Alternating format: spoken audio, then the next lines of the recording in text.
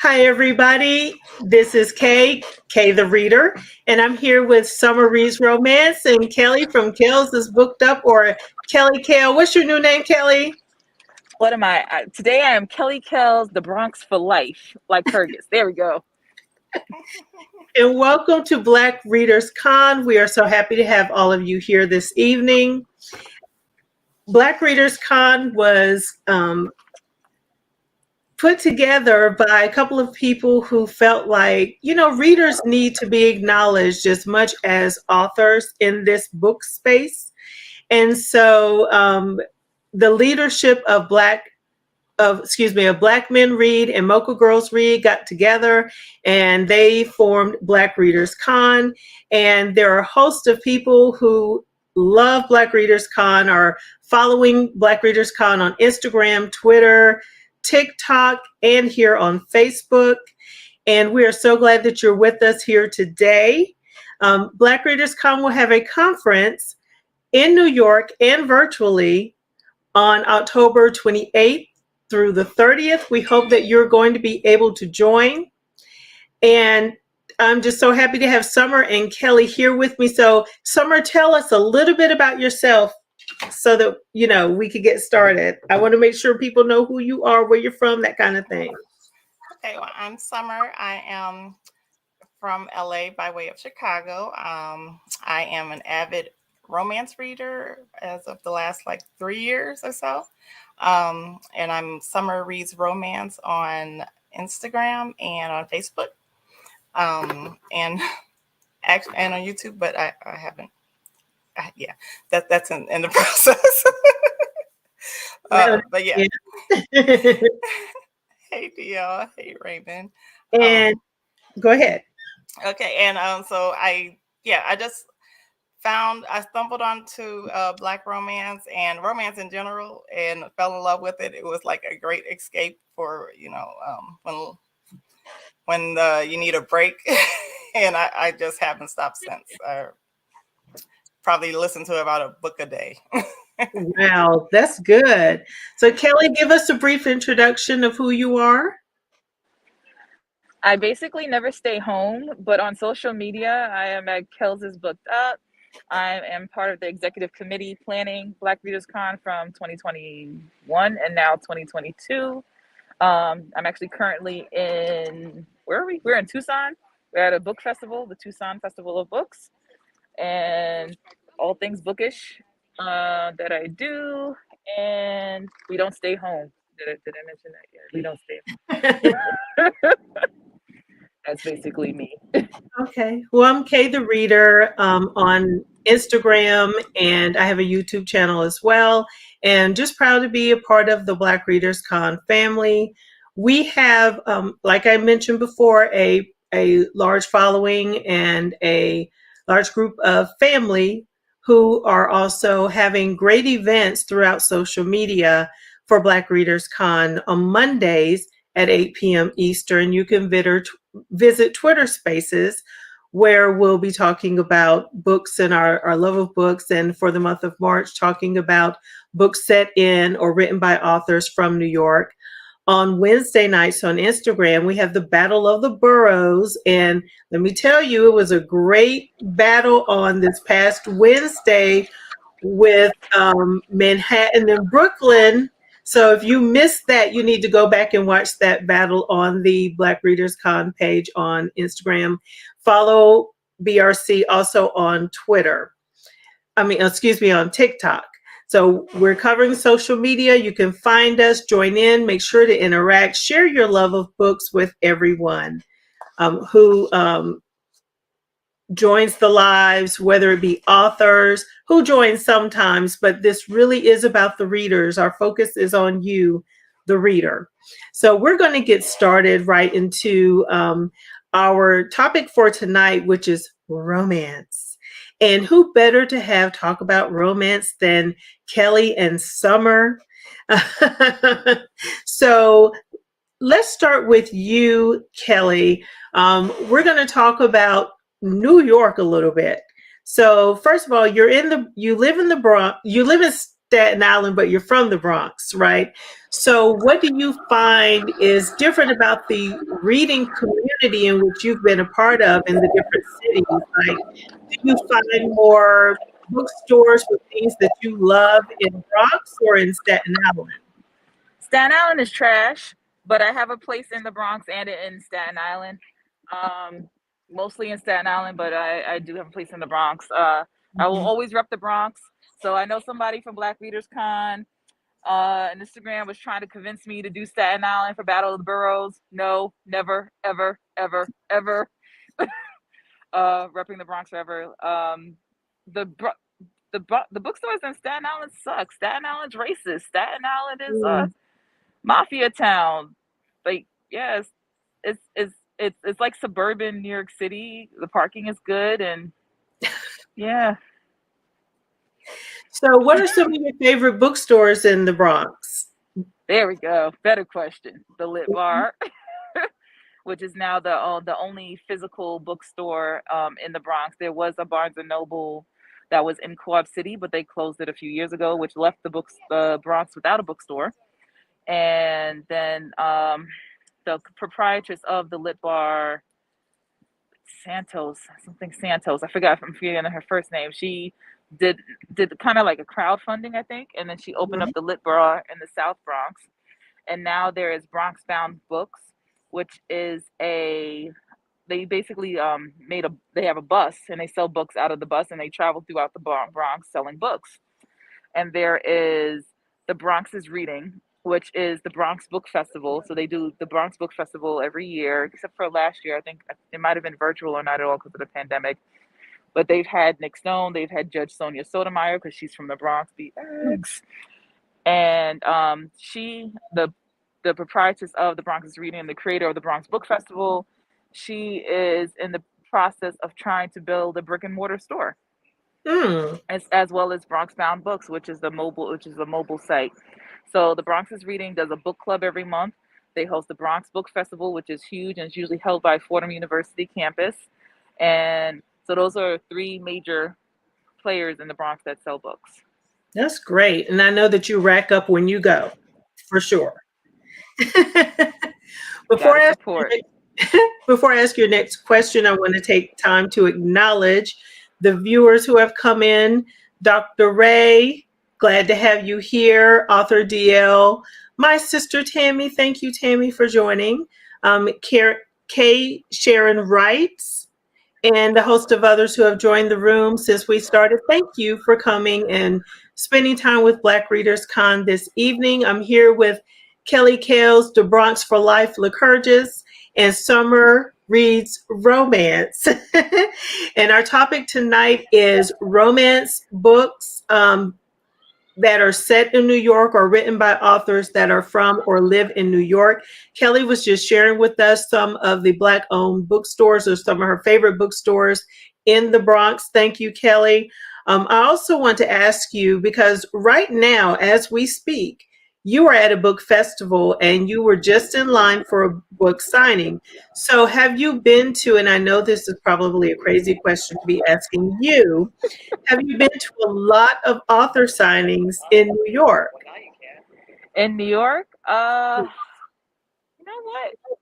I've been to some in New York, but we travel so much. I think that Mhm. the majority of our author signings are on the road.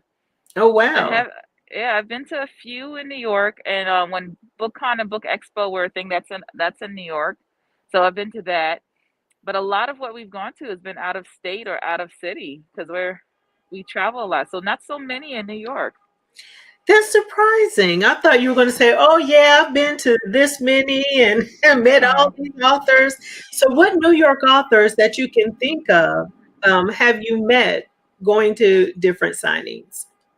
I've met Tiffany Jackson. I think when I met her, yeah, I met her in New York. So I met her at the Bronx is Reading. I met her at the Bronx Book Festival, and I met her at BookCon. So she's a Brooklyn author. I'm gonna claim Jason Reynolds, even though he's from DC. But at the time I met him, he was living in Brooklyn. So I'm gonna claim Jason Reynolds.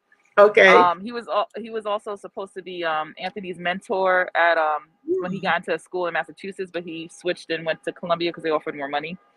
Okay. Another Black author in New York is Nicola Yoon. I met her at a signing, which I think was BookCon in New York City. Elizabeth Acevedo, also BookCon, New York City. Wow. Um, I love the Poet-X, by the way. I love that book. So good. And with the Fire on High, I like that one too. I love all three of her books. So what is it? The Poet-X, Fire on High, and Clap When You Clapping Land. Land. I Clap When haven't You Land. read that one yet. Yeah. So Really have good. you met any other bookstagrammers, booktubers, book bloggers? Have you met a lot of those from New York? Online, yes, but in person, I think the only one I met up with in person has been Letitia. Okay. Letitia DeJohn of Bookish Girl Magic. I met Mhm. up with her in person, and I'm racking my brain. You see, I'm meeting all these other people over the country. Like I even met you in South Carolina, Yes, yes. Karen. But actually, in New York, have I met people in person? I think Letitia might be it. I could be forgetting somebody. I've made appointments to like meet people, and then pandemic, we kind of get skittish. Mhm, mhm. Um, but yeah, I think it might just be Letitia. Okay, well, maybe because of the conference that will change. Maybe.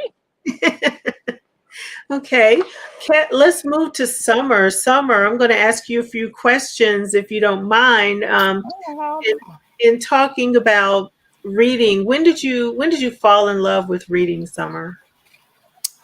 well, like I would never consider myself a reader. Like when I was like growing up, I was like kind of pushed into it because we had to like read for an hour for every 30 minutes of TV. And then so I was like I had to find like a lot of books so I could watch a lot of TV. So I started with like the Sweet Valley Twins and the Babysitters Club and all Mm, that, the Ramona books earlier on, and then we had those. Do you remember those Pizza Hut book it coupons where you get a personal pizza after you read so many books? So yes, from it school. was yeah, so it was a lot of bribery for me to start reading. So, So how did you graduate into romance? When did that that happen? that actually only happened recently. Well, my godmother, she used to resell old romance books. Like she would get them from a library, from the library sales, or when they were giving them away. And she had like a box of leftover books that I guess wasn't selling or something like that. And I read a couple of those. I know I read some like sweet romances from Sandra Brown, and I like those, but I never got hooked on them. But like about 3 years ago, I can't remember. I liked Hallmark, and we canceled our cable, and whatever we had didn't have Hallmark on anymore. And so I was like, well, I wonder if they have any books like that. Mhm. And because I like those princess ones and the Christmas ones, Yeah. and then when was thinking about books, I'm like, well, it's been about 20, 25 years since I've read regularly novels, non-work, non-school stuff. So I'm Mhm. like, I wonder if they have any Black princess books. And then I discovered A Princess in Theory by Alyssa Cole. And Okay. I fell in love when I read that the heroine was a PhD student in epidemiology. I was like, I was hooked because I was like, it was like breaking all the Hollywood stereotypes that Yeah. you get so tired of. So Um, would you say A Princess in Theory and reading that book and falling in love with the main character is kind of what led you to your niche of romance when it comes to being a book lover? yeah, that was what got me interested and had me trying to find more books. Mhm. Um, oh, Raymond said the Book It program is still around. I need to bribe my kids. um, but the the thing that got me in it was when I realized that that all romance, or at least all romance, is supposed to have a happily ever after, Uh-huh. and that was just like, I guess, when life is lifing, it's nice to have that certainty of Yeah. that HEA. And Mhm. I think that's what really got me hooked in it, because just everyday life, sometimes you need an escape. And I got my audiobooks, I got the novels are quick to go through and all that. And So yeah, I think that's what got me hooked. It was just wanting that escape, wanting to jump into that world. Or even if it's a crazy book, you know that it's going to end up with a happily ever after. Yeah. And see, I'm the kind, I don't have to have a happily ever after. And I think that's one reason, with romance, I'm like, every book ends so happy. And which is good. But I don't, for me, it doesn't matter if there's not a happily ever after. I would love a book with a tragic ending, because I like mess and that kind of thing. But speaking of Danielle Allen, speaking of Alyssa Cole, you also read other books that she's written. I think you've also read books in that same series, correct? Yeah, I've read. Yeah, I find an author that I like, and I binge binge their books. Let's see, Uh-huh. Do you I've have read. some to show us today? Do you have some to show us today? Oh, I do. Like I have a slide. So yeah, so this is The Princess in Theory. That was the first book in her Reluctant Royal series, and that's a contemporary series. There's, I want to say, 4 books and 2 novellas in that series. Mhm. They actually a lot of them are based in. I think she's originally from Brooklyn, or I'm not sure. I didn't see it in her bio, but I think she's originally from New York, but she doesn't live there now. But the books on this slide are all set in New York. The um the 3, well, they're not in order, but The Princess in Theory, Can't Escape Love, and Once Ghosted, Twice Shy are all set in the city. And then That'll Be Enough and Let Us Dream are actually historical romances that are set in Harlem. That'll Be Enough is set in 1820 Harlem, and Let Us Dream is set in 1917 Harlem. Okay, so it's technically really not a series. They're kind of standalone, but are they like cousins? The books are like cousins to each other. Um, I guess you would. not these. Those are they're just all books by Alyssa Cole. Okay. Okay. That'll Be Enough and Let Us Dream. They were part of an anthology Mhm. about women. I'm not sure if it was a suffrage movement or if it was. I know because the Let Us Dream was about the suffrage movement. But they were part of an anthology with other authors, historical romance. Okay. Kelly, which ones of these have you read? Have you read any of these by Alyssa Cole? I've read A Princess in Theory. I've read twice. Was it Once Ghosted, Twice Shy? I think I read Escape Love or something. I can't really see it. I don't have my Yeah, Can't glasses. Escape Love. That was like they met online, and then they well, they met online, but it wasn't in a romantic sense. But then they met later, and she was No, a I want to read it because I know paraplegic, it's part and of the series. it's a novella in the series. She's the twin sister of the heroine in the second book. I want to read it. That sounds interesting. I like that thought. It's great. I think I've read it a couple of times. It's one of I have my go-to rereads, and that's one of them. Is that considered a novella? So it's not like one Yeah, of it's the a main novella. books. It's not. Yeah, it's not one of the main books, and it's not like a full-length novel. I can't hear you. Oh, it's not one of the Hey, can you hear Summer? uh-oh. Yeah, I can hear Summer. I don't know. Can you, Can Kelly? you hear me now? Yeah, now I can. Oh, okay. Yeah, it's a novella. It's not one of the again. part of. Oh, you can't hear me again? Oh. Okay. How about now? Yes. Oh, okay. Yeah, but it's a novella. That's a novella, and Once Ghosted, Twice Shy is a novella. It's not one of the 4 full-length novels in the series. So if I were to start, and I'm not making any promises because it's romance, but if I were to read, say, okay, I want to pick up an Alyssa Cole, which one would you recommend that I would start with? Princess's Theory is a good one to start with. I guess when people ask me for recommendations for romance, I ask them what they like to watch on TV or what they usually like to read, because romance is so broad. You can find, like, if you like mysteries and thrillers, then romantic suspense. You should go from. I don't have a lot of recommendations for romantic suspense because I'm kind of scary. If you like vampires or whatnot, then there's a whole paranormal. I like zombies. Are subgenre. there any zombie romances out there? I'm sure there are. I would be I surprised don't if there know of a weren't. black one, but I know there's I crime, don't know about prejudice, and black ones, zombies. but for Well, black ones, I know there's like that. vampire ones for black ones. There's dragon dragon shape shifters. There's werewolf ones for black romance. Well, There's to the author that's watching, I'll just say to her, and she knows who I'm talking to, I would love if she wrote a zombie romance.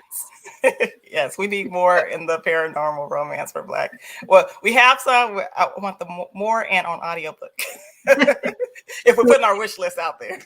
Okay, but if it's a zombie romance, are they gonna have zombie babies? Are they gonna have like dead babies? No, they're not. Like how graphic is the it would zombie be- romance gonna be? Are there gonna be sex scenes? Is it gonna be like a Christian zombie romance? They died saving somebody and now they found in love in the after dead life. Like Alicia says warm bodies. Well, my thought, Kelly, was that it would be the zombie killers who would fall in love, not the zombies themselves, because they're dead. Well, they're not really dead, but they're dead. So, Kelly, let me ask you. So, Summer said her suggestion would be Princess in Theory. Out of those books that you've read by Alyssa Cole, would that be the same you would recommend, or is there another one? yeah, I would go with the same one because it's more modern. I think a lot of Alyssa Cole's work is historical romance, if I'm remembering correctly. Is that correct? Yeah. Oh, I forgot about that. Yeah, that I think Princess in Theory is the first one I read, but then she does have a whole Yeah. with So that's like her first espionage. contemporary. They're the Loyal Leaguers, so it's like romance and espionage. So it's definitely an interesting series. Yeah, I would go with the Princess in It's Theory. It 3 kind of books. reminds me of like a modern coming to America. Yeah. So Okay. it's really cool. It's cute. I like it. It's funny. She's smart. She's educated. She's strong. She's finding love. She's taking no nonsense. So I like a Princess in Theory. Yeah. Okay. Prince or no prince, she's taking no nonsense. There you go. Okay, mental note to check that one out. So, Summer, what else do you have to show us? I know you have other books because all you read is romance. Well, primarily romance. I won't say all, but primarily Yeah, romance. probably like 99.9%. Okay. Sometimes I can. You got the Black Readers Con got me to read 1619 Project, which was very educational. But I'm glad I have my romance. Listen, I know Raymond is somewhere jumping up and down, happy right now. I'm not much of a nonfiction reader either. I read more than I ever thought I did when I go by what's in this house, but I enjoyed that. I'm glad you read that with us, Summer. Yeah. I couldn't pull it out. I had to binge it in a weekend. What? Wait, what? You read? You're read and listening. I did both reading and listening because I couldn't draw it out. No, I did it weekly, and I didn't even finish with everybody else. I kind of finished a little bit later, but anyway. So, what else do you have to show us in terms of romance tonight? Oh, okay. So I was because we were talking about New York because of the conference being in New York in October. I looked. Alyssa Cole is one of the authors who was from New York, and then only other author I could think of, and I'm sure there are authors from New York. Please let yourself be known. I don't remember romance authors rather.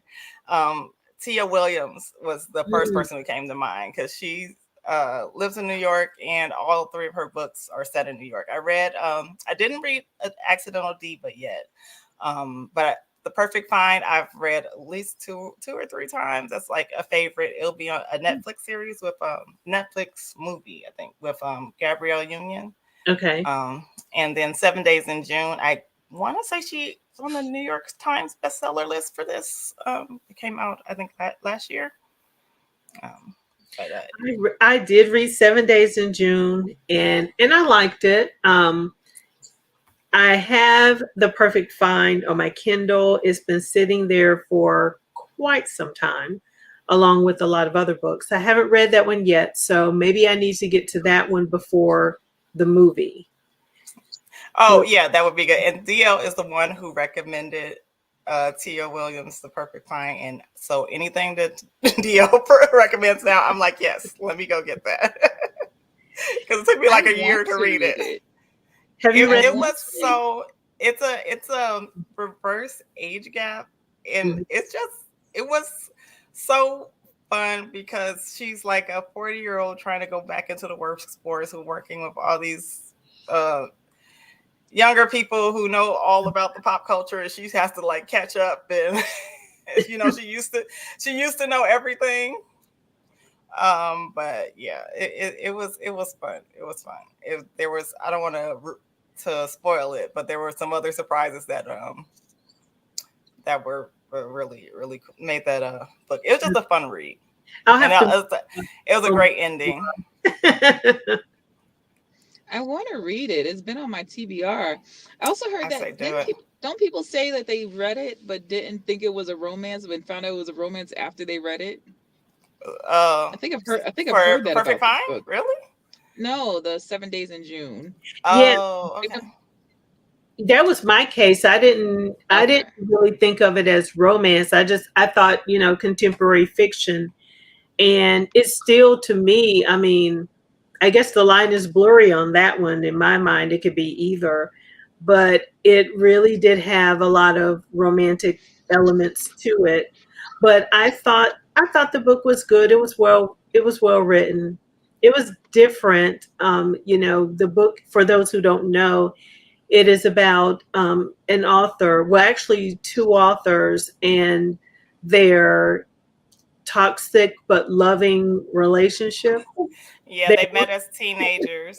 Yeah. And, they reconnected as adults. And yeah, their teenage relationship was pretty toxic. Yes. But I thought it was very good, very well written. It was good enough that I'm now more interested in picking up The Perfect Find and moving that up on my TBR. So. Oh, yay. Mm-hmm. Summer, did you read it via audiobook, The 7 Days in June? I did. I read 7 Days in June through audiobook, and The Perfect Find with one of my favorite narrators, Wesley Siobhan. She's like great. Oh, the last. Go ahead. Oh, I was just reading DL's comment about the last chapter in The Perfect Find. Yeah, I was like, oh. It was just such a perfect. It's hard to do a perfect ending in a book, and she did a perfect ending of that book. It was really. Okay. Well, I look forward to reading it. Don't spoil it for us. So for my romance heart was just really pleased. Let's see. Did you like the narration? I did, yeah. Well, for Perfect Find, yeah, I love Wesley. No, for 7 Days in June. I'm thinking. I did like that. I can't remember. Oh yeah, I did. I can't remember who narrated it, but I did like it. Because I kind of remember if I don't like the narration, because I have to speed it up. And this one, I remember the book and not the narration. If I remember the narration, it might not be. I've only ever sped up one book, I think. I can't believe people do that all the time. Well, I like just listening to it in its normal pace. Are you serious? I don't like to speed them up. I think the fastest I'll go is like 1.5. I need to listen to it the way that it's spoken. I think, like I said, I don't think I only sped up one book. Just give it to me the way it is. And maybe that's why it takes so long for me to finish these audiobooks. But think of natural conversation. Audiobook is so slow. It's not the natural cadence of speech. Normally you're bantering back and forth, and it's faster than an audiobook. Audiobook would be like, on one day, the sunny day, there was a cloud, and this cloud that opened up Yeah. and I rained even- upon thee. You know what? You know, the reason is because, and I know this is a bit off subject, but kind of still on it. I used to record training presentations for my company. And so when I was recording the training presentations, I did speak at a slower cadence, especially because of the materials that I was reading, because people had to be trained on it. They had to take notes and that kind of thing, but still with inflection and trying to keep people from going to sleep. I didn't use a monotone voice or anything like that. So maybe because I trained myself to speak that way when I was recording, that's why I like listening to the audiobooks that way. I don't know. Anyway. I watch my YouTube videos on twice the speed too. So it's just So everybody, maybe it's just how my brain works. The only thing I can't do double time now, they are on Netflix, you can increase the speed. That makes no sense to me to watch a Really? movie or a TV show. Yeah, you can increase the speed. Well, on Netflix if you now. have it as background noise, then you can speed it up. Oh, I didn't know It that. just doesn't seem right. It's a movie or a TV show. Like that seems wrong. A YouTube podcasty thingy or informational, yeah. Audiobook, I'm- yeah. A movie or something where you're supposed to be visually. So what are you gonna do? Watch people like walk super fast and super fast sex scenes. Well, I'm The sex always scenes supposed to be all multitasking. like, yeah, and then it's gonna go done. So Yeah, I'm Alicia, going for it. Alicia says, I need to hear it as fast as I read. DL says, I cannot with 1 time speed. I will be asleep. And she also said, oh no, I can't watch a movie at 2 times the speed. Me either, DL. I can't do that. Okay, so Summer, what other books were you going to show us tonight? Okay, well, when I was looking for romance authors from New York, I just had to. I started just messaging people like, "Do you know any authors, romance authors from New York?" And Niobe Bryant, she sent me back that the first Black romance author, romance author, was from New York, LCB Washington, and she wrote "Entwined Destinies" under the pen name of Rosalind Wells in 1980. Oh, wow. Yeah. I'm loving that fact. Yeah. Yes. She was urged by Vivian Stevens, who was, DL, correct me if I'm wrong. I think she started the RWA, Romance Writers. I can't remember.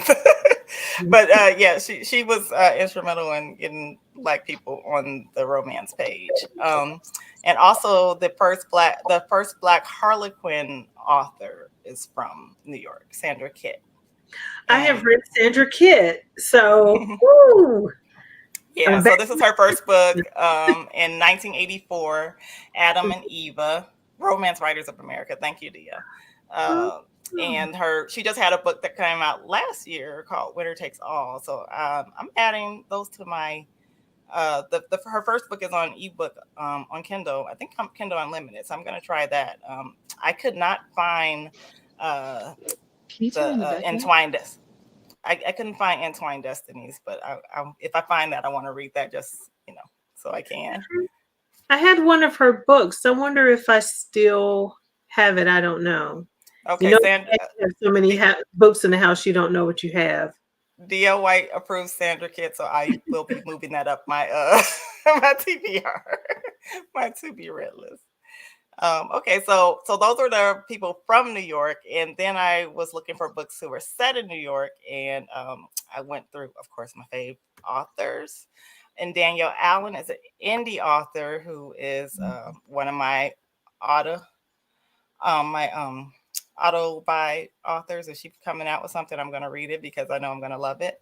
And she has a work song which is set in New York, and I actually wanted to read the dedication in there because I loved it so much.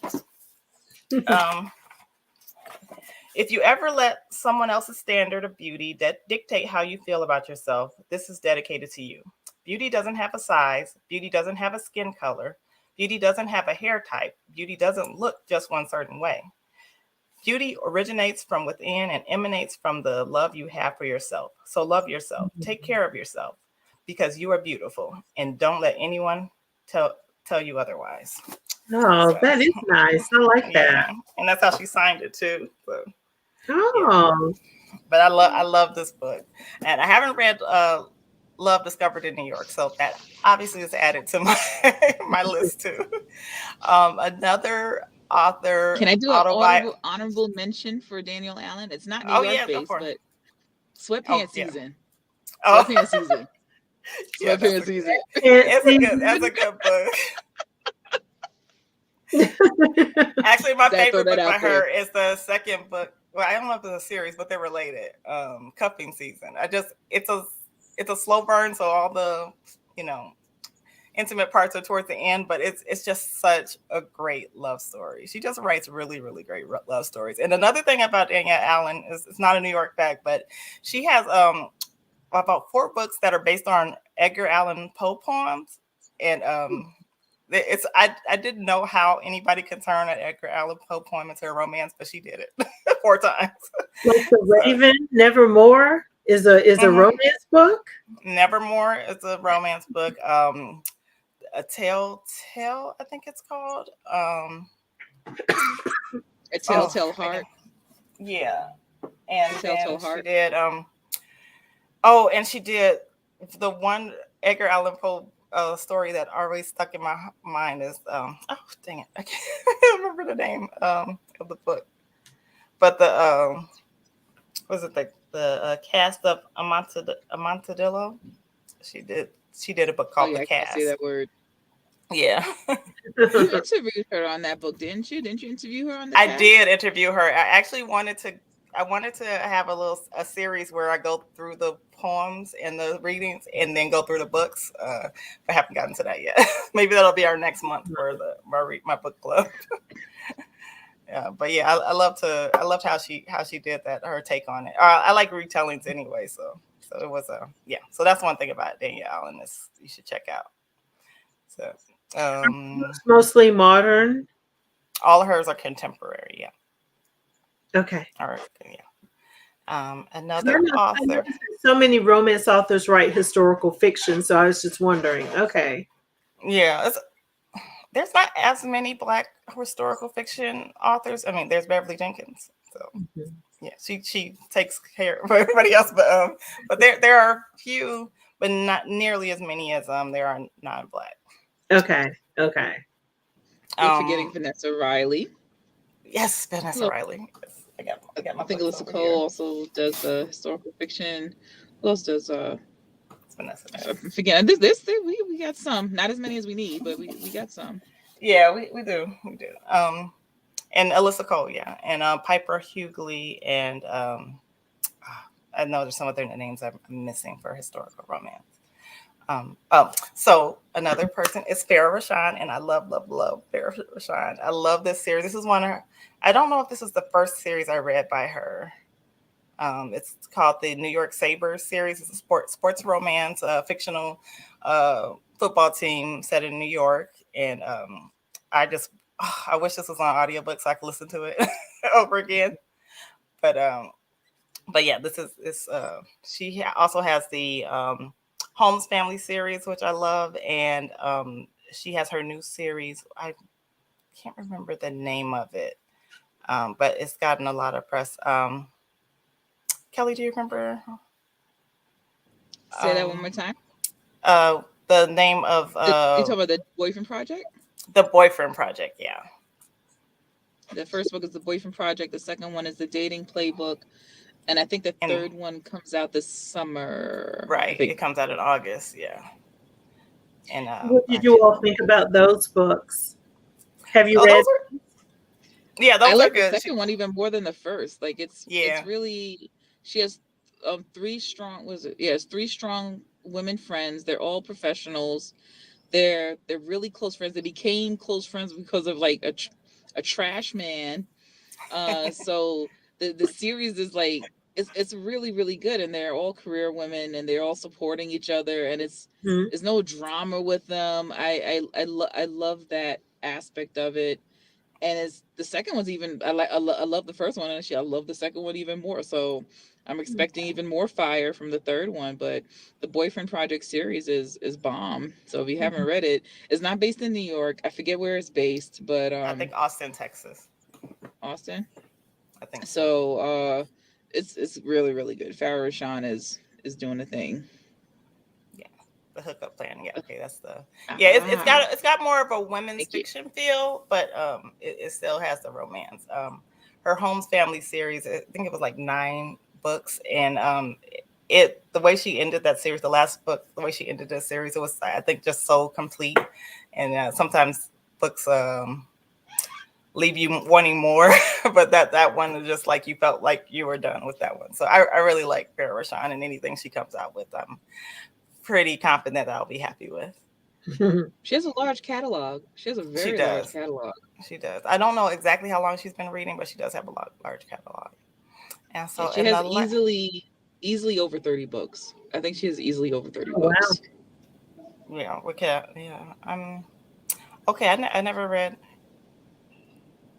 Sorry. Hi, Demetrius. So Holmes Family and Mapleville. I haven't read Mapleville's Moments, so yeah, I need to read that. I do want to. She's coming out with a book about Princess, the Disney princess, Princess and the Frog. What is her name? She's coming out with a Tiana. book based on her. Oh, yeah, really? So I know she's a big. I know she's a big Disney fan, so that'll be fun. In the spring or the summer, so she has a Princess Tiana book coming out. Oh, that's cool. Okay, and then she has another, which is romance. You could call it romance because it's just young. It's just young romance. It's young love. That's cute. I know she on Twitter. She posts a lot of her Disney visits and things like that. So that should be fun from a real Disney fan. I do want to ask. So for Farrah Rashan, if you were to recommend a great starter book for her, what book would that be? You think? I would say, do I have it? I would say from the Holmes Family series. I don't think I have the title. Does anybody remember in the audience remember the name of the first book? I think it was Everything is like With Me. Let's see. Or the New York Saber series. I really like what do you call it? Sports romance. So I'm not sure everybody doesn't like sports romance. But let me see if I can find the first title. Deliver Me is the first book by there you go. Thank you, Dio. And is that part of the series or is it standalone? Yeah, that's the first book in the series. They all could probably be read as standalone. You could catch up because I read the 7th book first. I have it here. I read this book first, and then I went back and read the rest of them. Okay. Yeah. So yeah, Farrah Rashan, definitely a person to read for romance. And then another fave is Niobe O'Brien. She's the one who gave me the info so that I could find out more about Black romance history. She's the one who told me about LCB Washington. She actually has a copy of that first book, which is out of print now. But her newest series, the Crest Brothers. Oops, sorry. The Crest Brothers series is on the new Harlequin Desire line.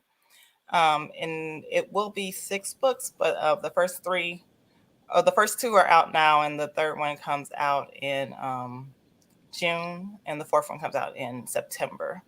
The first one is One Night with Cinderella, so it's a Cinderella retelling. And then the Rebel Heir. They're a family of chefs, and each one finds love one at a time. So they're entertaining. They're steamy and cute, and the strong heroine, which I always love. Niobe O'Brien has the I knew her for the Strong Family series. It's actually that one is set in South Carolina. That's one of those fictional towns that I want to move to. South Carolina, you mentioned. Oh yeah, so you should probably start with that series. But yeah, that's a series that she writes. She's a traditionally published author, but she writes independently, like once a year, a novella to add on to the Strong Family series, just for her fans, because we love them. We love the Strong Family so much. So. And I can see that all her books look contemporary, so they're not. Yeah, all hers are contemporary. No, not historical. Yeah, the only historical I could find set in New York were those Alyssa Cole books. novellas. Yeah, so those are the ones that are set in New York that I saw So of that the I authors found. so of the authors that you've shown tonight and talking about New York, which ones do you feel really make you feel as if you're there? Like, I am in New York. This is what it's like. Just set you right down in the city. Which of the books do you feel, or which one of the authors you feel maybe give the best representation? Kelly, you Um, probably would have a really good idea too. yeah, not I being probably from say New a York. Princess in Theory. Oh, really? Okay. Mm. Yeah, I'm not sure otherwise because I've been to New York once, like 25 years ago. Let me ask this question, and I know that you'll probably know what I mean by this. When you read, do you read in color? Does it um, like a movie in your mind when you're reading? You know, how some people, to me, reading in Yeah. black and white is when people just read flat, like they just read something. But reading in color to me is when the book actually comes to life and you can envision everything around you. yeah, that's why I get those book hangovers because it's like Mhm. especially with a long series because you're like in that town or that place that they created or part of that family. Um, like for instance with the Niobe O'Brien Strong Family series, it's like I like want to drive up that dusty road to the grandparents' house and have dinner on the Sunday night and all that kind of stuff. It's like they create these great um I don't know, just worlds that Yeah, the atmosphere and yeah. everything. Yeah, yeah. I love an author that makes me feel as if I'm present. Like I can to me, I like an author that impacts all five senses in their Yeah. writing. And so, my thought is I'm reading a book about the city like New York. I want to feel like I'm surrounded by the buildings, the cabs are flying by, just all the smells. Well, maybe not all the smells, but Do you want all? You really want all the smells? You want the subway smell? You want that homeless, the pee smell? There's some smells you don't want to smell. You don't want to right. smell New York in the summer. People don't use deodorant. Okay. So let's say the food, like maybe pizza, or you have those kind of good smells, maybe. But I like a book that plants me there. Yeah, well, A Princess in Theory is a good example of that because it starts in New York and then it ends up in this fictional South African country, and it's like she set up she set up the scene in New York so well that you could feel the change and the difference when she goes to Africa. It's like Mhm. yeah, so yeah, some authors are really really good with that. So It also Kate, depends on which part of New York. Yeah, she's talking about the rats. It depends on which yeah, part of New York. I mean, not everything is like Midtown and downtown Manhattan. So, I mean, if you want New York, we can get gritty with it. We can talk about the Tims. We have a Tim love story. Okay, Like, well, hopefully where the conference is we're rat free. last time I went to New York, I went to Queens, and riding through Queens, all I kept thinking was, I'm so glad I live in South Carolina. Queens is no man's land. Oh, I was just thinking because it was just so very different. It also Different. depends on the neighborhood. I mean, every borough has good and bad neighborhoods. Of course, So, although I dislike the, Queens, there are some nicer yeah, neighborhoods in Queens. yeah. The And South same with the Bronx. There's some too. parts of the Bronx you should not step foot in. There's some parts of Brooklyn you should not step foot in. Probably more in Brooklyn than other places, but same with Queens.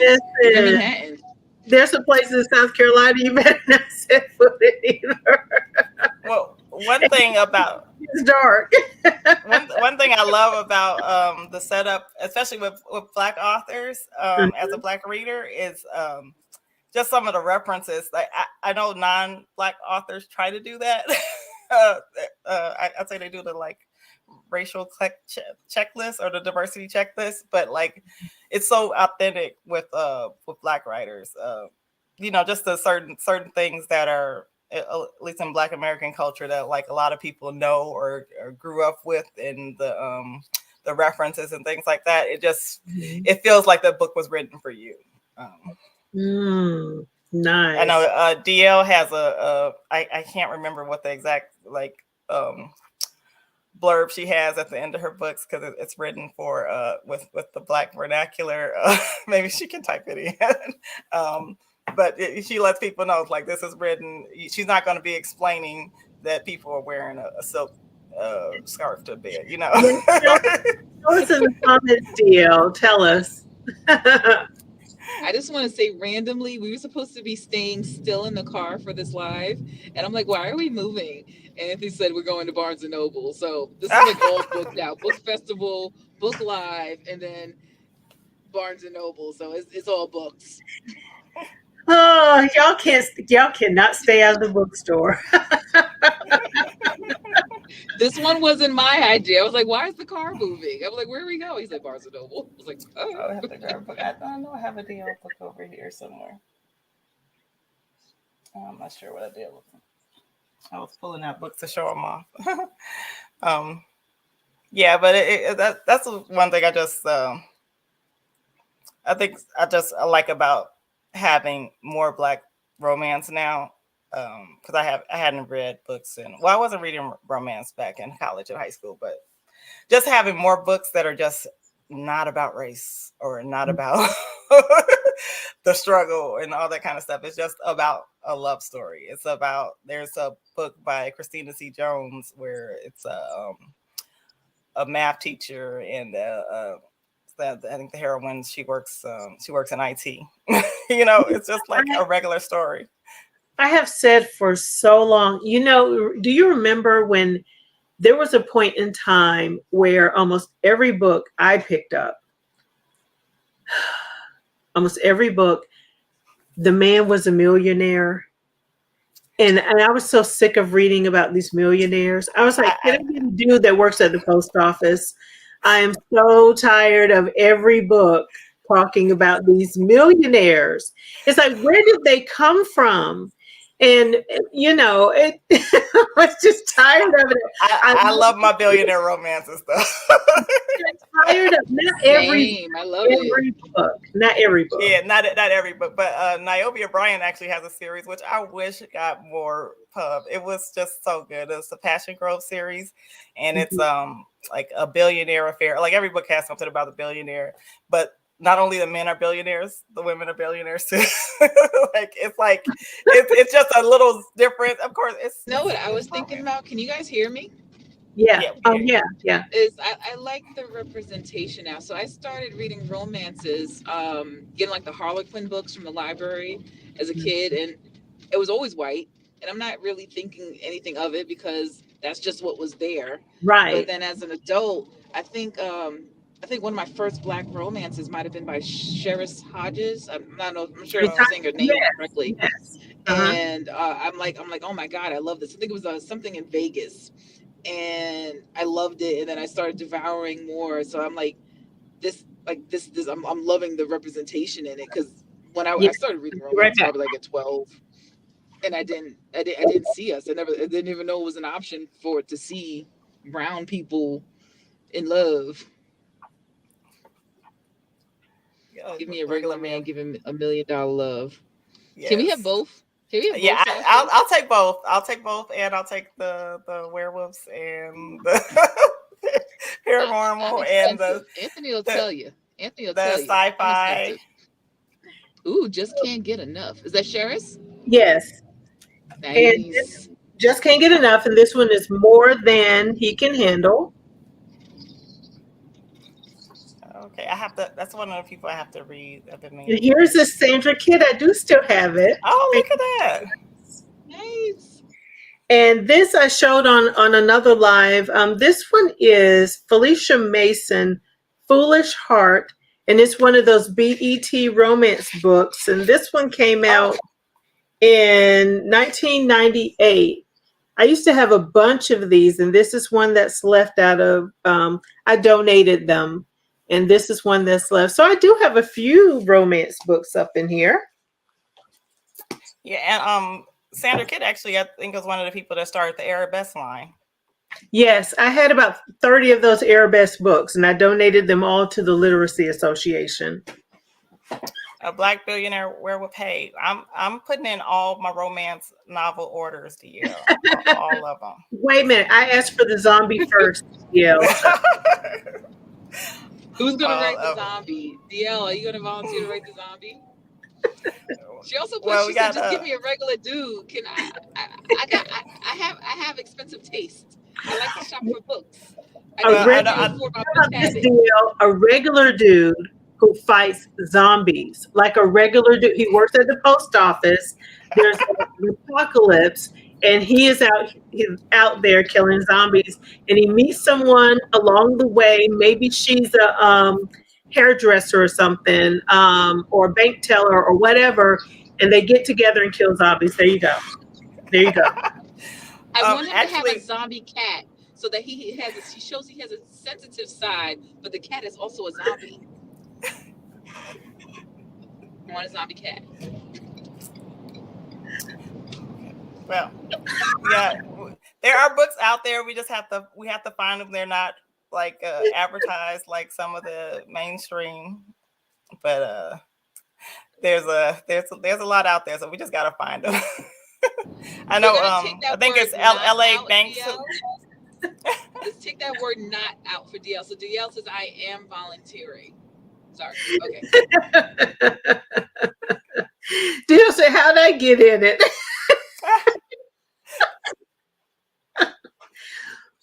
Oh, Kay Sharon's gonna write them for us. Thank you, Kay Sharon. Okay.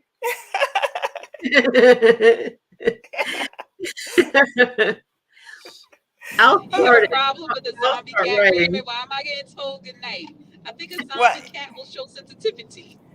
AC Arthur, she actually has a dragon series, and it's not zombies, but it's really good.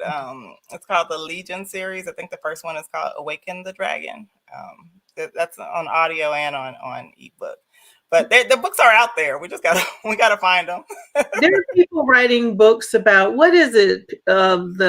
What are those people called? Not Furbies. What are they called? Or where people they're falling in love with people who dress up in the costumes like animals. Oh, Yeah, y'all know what I'm talking about. I do. I know what you're But I talking don't know about, but what I they can't are. think of the name. Yeah, I heard of them. The deal. So we got to follow Sharon in case Sharon writes, because she's gonna write us some paranormal. Thank you, and The furries, yeah. we appreciate But back to reality. Um, that. Summer, tell us some more of your favorite authors, if you have any that you haven't already mentioned here tonight. Oh, since you asked, let's see. We got up here. The Queen, Beverly Jenkins. If you want historical, and she also has romantic suspense, contemporary, and she has a women's fiction series with 11 books, the Blessing series. Let's see who else. Oh, it's another author I love, Rebecca Weatherspoon. Mm-hmm. Oh, the Cowboys. Yeah, I remember somebody mentioned her. Yeah. And DL White in the audience. I listened to her on. Re-listened to a lot of her books on audio. I don't know why I can't find hers. I have one of DL's. Another Did y'all author. see the Absolute comment? fave, DL said, "Why do you auto-buy." know what furries are?" Well, we can't know furries. Alexandria House. She's definitely a fave. The Never List by DL White. What Yes. drew me to this book was this cover. I was like, look at that cover. That cover is gorgeous. And so I was like, yeah, I've got to have that book. Cynthia C. Higgins. To Build a Vow. Yeah, it's a 3 books in the series, and a spinoff to to build a vow, to break a vow, and I can't remember what the first one is. But yeah, that's one. Who else?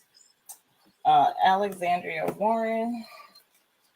Mother, she writes a lot of novellas. Mm-hmm. And she writes sports romance that I love. That's a lot. I don't have everybody that I love, but there's a lot of them. And then I'll see. I told you about Danielle Allen. Danielle James. She's a author that I like, an indie author that you don't hear a lot about. She writes all kinds of crazy. So if you like crazy toxic stuff, yeah, she's your girl. Ty Love is an indie author that I like. Kennedy Ryan. She's a very angsty romance author. She makes you work for your HEA. Let's see what else I got. I have like a list of like a whole bunch of authors. Rion Ladow, she writes this Welcome to Mistywood Lane series. It's 4 books in the series. And I never hear, I did a search for Black rom-com and she came up and Phyllis Bourne came up. And I never hear much about them, but they are definitely authors that you should try. The Welcome to Mistywood Lane series is fun. The heroes are friends that own a veterinarian clinic.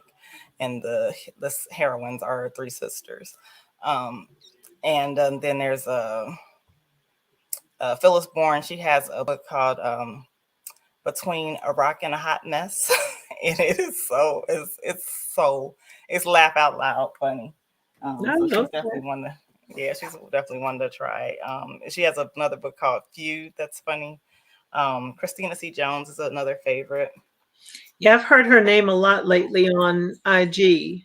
Yeah, she's definitely if you like people who say, "Oh, that's not realistic," she'll give you a realistic romance. What's she, are we adding at the same time? I think so. I was showing this one. Okay. Oh, Amish Christmas book. Oh, that sounds fun. I can look up those up, but are they Black? I don't think there's any Black Amish.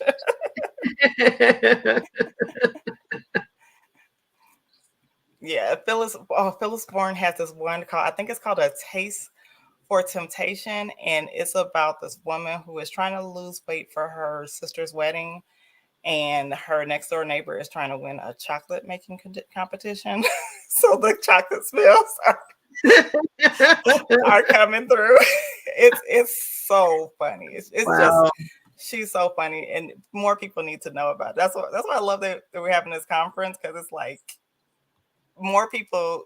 There's authors out there who are writing our stories, and we need to know about them. So Summer, let me ask you this, and to me, there is a difference between romance and erotica, and I know that some authors kind of bleed into erotica. So do you read erotica, or do you read primarily romance, or romance that may have erotic elements to it? Or I don't really read erotica. Erotica would be more like Zane, where there's a lot of steam, but not necessarily a love story. Romance has to have a love story. And that's the main story. It has to have like the main story is the romance, and it has to happily ever after. And people will tell you otherwise, but I say romance has to have a happily ever after. We are at our hour, so I want to come on and thank a few of the people who came in the room since we got started. Thank you for joining, and Miss Kelly is going to give us some information about what's coming up next for Black Readers Con. Hello. So Black Readers Con, again, is the last weekend of October. So October 28th to 30th. October 28th will be the VIP night like it was last year. And I believe it's going to be virtual. And maybe there'll be an in-person part. I think we're still working all that out. The 29th and 30th will be in person and hybrid as virtual as well. I'm not sure when the tickets will be going on sale, but it's coming. Our date is set. We're going to have a venue. Expect more authors, all kinds of wonderful stuff. Expect content here on Facebook, Twitter Spaces, TikTok, Instagram. Currently on Instagram is Battle of the Boroughs. I'll be on there on Wednesday, repping the Bronx, because BX for life. And I think I'm going up against Nia for Brooklyn, so this ought to be fun. And I think so. It's Facebook, it's Twitter, it's TikTok, it's Instagram. Am I missing anything? No, I think you've got it. Yeah. Okay, so we're all over all social media. So we are promoting this event for 2022, and hopefully the Panini acts right, and we can see each other and hug each other and talk about books and buy crazy amounts of books and all kinds of wonderful things. Oh, and I know we're at the end, but I forgot to mention Britta Jackson. She has like 120 plus books, and she's awesome. Like, she's been writing since '95, and her stuff is still good. So, yeah. You know who I love? I love the Intercepted series. What is her name again? Alexa Martin. Alexa Martin. That's a really good romance series, a sports romance. I wanted to ask if anyone in the comments had any questions for Kelly or Summer or myself, or any book recommendations that you want to drop down in the comments. The good thing about the comments on Facebook is that they don't disappear like the ones on IG. Oh, okay. But Yeah. Meta owns both of them. Can we keep our comments? Can we keep the comments on IG? Come on, Meta. Some of the comments on IG might be incriminating. Yeah, now that you say that. Yeah, I was trying to find some of my yeah. But yeah, there's a lot of romance authors out there. One of the things is, if you're looking for Black romance authors, you just need to search. Let's see, some of the people I didn't mention is like Zuri Day, Cynthia. I'm sorry, I know I messed this up. Cynthia, it's not Cynthia. I think it's Cynthia Williams. Nia Forrester, Delaney Diamond, Jacqueline Thomas, Vanessa Riley, and then, yeah, there's a lot of other people out there too. Okay, and I also wanted to. Oh, I'm drawing a blank. I was going to say something, and now I can't remember what it was. Oh, next week on the 19th, we will be talking about nonfiction, and we'll have two great guests, Dr. Raymond Williams himself, who is in the comments and live with us today, as well as Gracia Rich. So we are very happy to have both of them next week, because somebody is going to be too busy to join. We love her though. It's the Thuggish Ruggish Bone. So yeah, I missed for a concert. Anthony surprised me with the Bone Thugs and Harmony tickets, and you know what? It's freaking epic that this happens on the nonfiction week. I could not have planned this better myself. He told me, he's like, I got tickets. I was like, when is it? And I'm like, okay. And then we were talking, and then I looked at the schedule. I was like, oh, it's nonfiction week. Yeah, it seems like that kind of worked out for you, Kelly. So yeah, okay. That is good. Just through the outside. I'll be doing like gang signs and rapping and trying to do a crip walk or something while y'all talking nonfiction. I'm gonna leave y'all a video though. I'm gonna talk about one book. Okay. Right, Raymond, right. So we're going to have a good time. I ain't do it. He just told me I ain't do this one. Well, we're going to have a good time next week, and we ask everyone who joined in tonight to please come back next week. Also share the video with other people who really may be interested in romance books, people who may share comments later about some of the romance books that they're reading.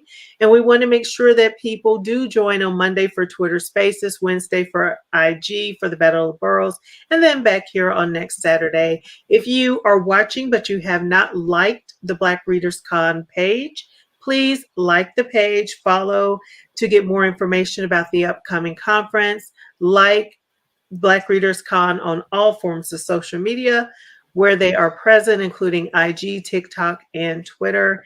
And I think that's where we'll end the evening. And thank you all for coming. Good night, everybody. Thank you. Good Bye. night. Bye.